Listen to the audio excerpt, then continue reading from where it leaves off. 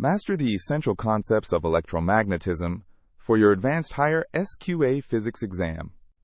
Electromagnetism combines electric and magnetic fields into a unified framework that explains many physical phenomena.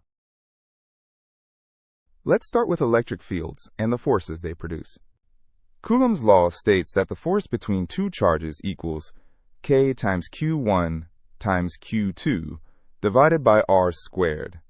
The Coulomb constant K equals 8.99 times 10 to the 9 Newton meters squared per Coulomb squared. Opposite charges attract with a force that depends on their magnitudes and the distance between them. Electric field strength equals force per unit charge, or KQ over R squared. Electric field lines point away from positive charges and toward negative charges. Now let's explore electric potential and potential energy. Electric potential V equals KQ over R, measured in volts. Work done on a charge equals charge times potential difference. Electric potential energy equals KQ1 Q2 over R. Electric potential decreases as 1 over R with distance from a point charge. Capacitors store electric charge and energy. Capacitance equals charge divided by voltage, measured in farads. For a parallel plate capacitor, capacitance equals epsilon naught times area divided by separation. A parallel plate capacitor has uniform electric field between charged plates. Electric field between plates equals voltage divided by separation distance. Energy stored equals 1/2 QV or 1/2 CV squared. Magnetic fields are produced by moving charges and currents. Force on a current carrying wire equals BIL sine theta. B is the magnetic flux density, measured in Tesla.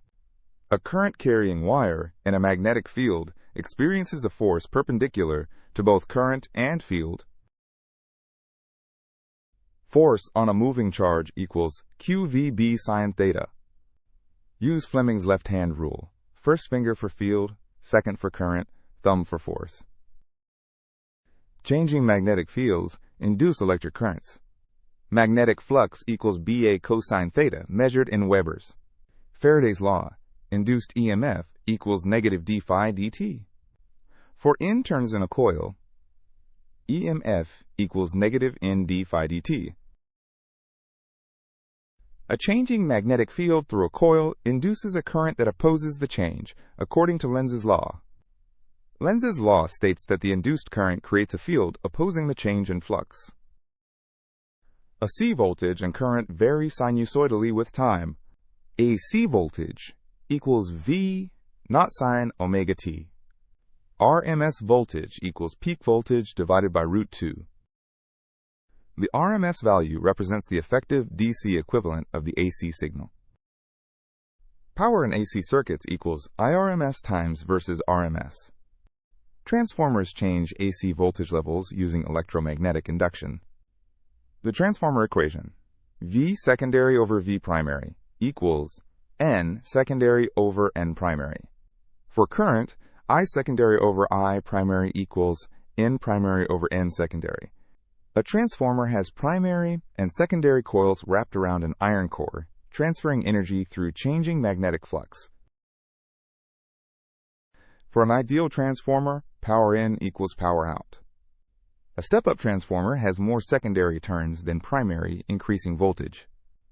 A step-down transformer has fewer secondary turns, decreasing voltage. Charged particles follow curved paths in magnetic fields. Radius of circular motion equals mv over qb. A charged particle entering perpendicular to a uniform magnetic field follows a circular path. Period of circular motion equals 2 pi m over qb. Mass spectrometers use this circular motion to separate particles by mass. Electromagnetic waves are oscillating electric and magnetic fields. Wave speed equals frequency times wavelength, where c equals 3 times 10 to the 8 meters per second.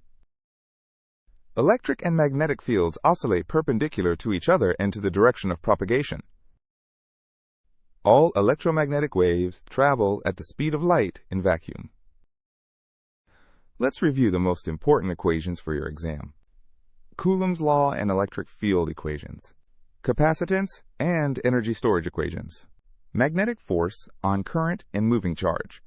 Faraday's law of electromagnetic induction. Transformer equation and circular motion radius. Practice applying these equations to various problems and scenarios. Remember to check your units, show you're working, and good luck on your Advanced Higher Physics exam tomorrow.